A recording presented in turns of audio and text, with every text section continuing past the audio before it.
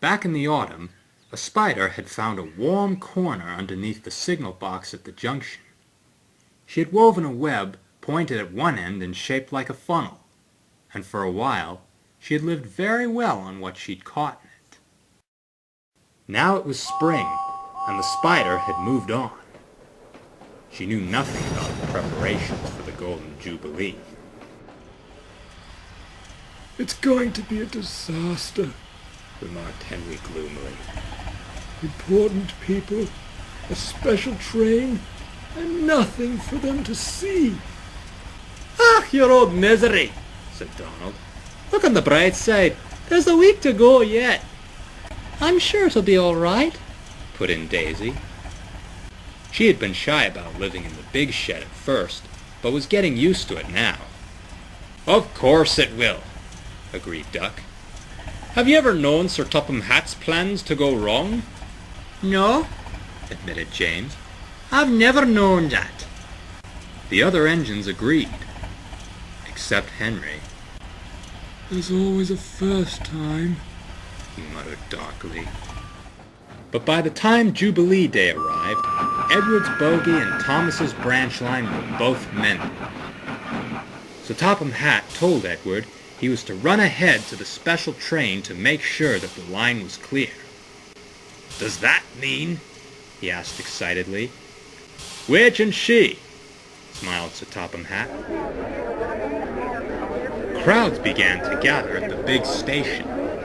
There was to be a red carpet, speeches, and a special luncheon for the visitors. "The last time we had a red carpet, the Queen came," remarked Gordon. As the special train drew to a halt, Emma grinned happily at Edward. "Got your four lamps arranged?" she asked. "Off you go then. We'll follow you in a few minutes." At the junction, a breeze blew into the room beneath the signal box. It wafted the old spider's web between two electrical contacts. At once, everything in the signal box stopped working. Signals went to danger. Points could not be moved. "Now what?" exclaimed the signalman. "There's a royal train due in 5 minutes!" Edward stopped outside the signal box. Thomas, Percy, Toby, and Mavis were already waiting. "The electrics are dead," the signalman told Edward's driver. "We shall have to flag you all through, but it will take time. You must go first, then the Royal." Carefully, men with flags sent the trains on their way. Edward went first with a letter for Sir Topham Hatt, telling him what had happened. Pip and Emma went next.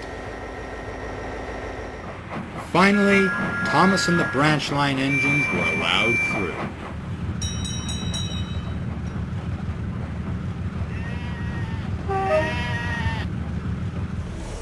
At the big station, the crowd was now enormous.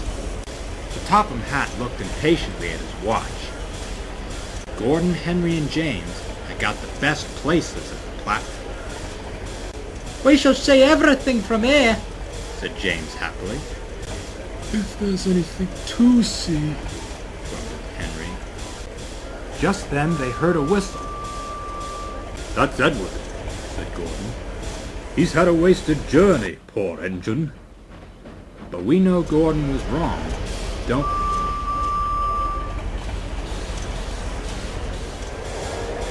Pip and Emma soon drew in, and onto the red carpet stepped a royal persona. "I apologize for the delay, sir," said Sir Topham Hatt, and he explained what had gone wrong. Then he introduced the royal visitor to each of the engines. "I've heard about you all after the Queen came here many years ago," he told them. "I am delighted to meet you all for myself." The engines whistled loud and long.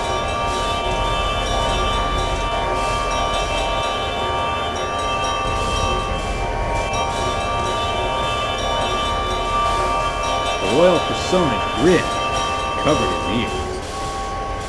The Queen was right, he called to the top of the hat.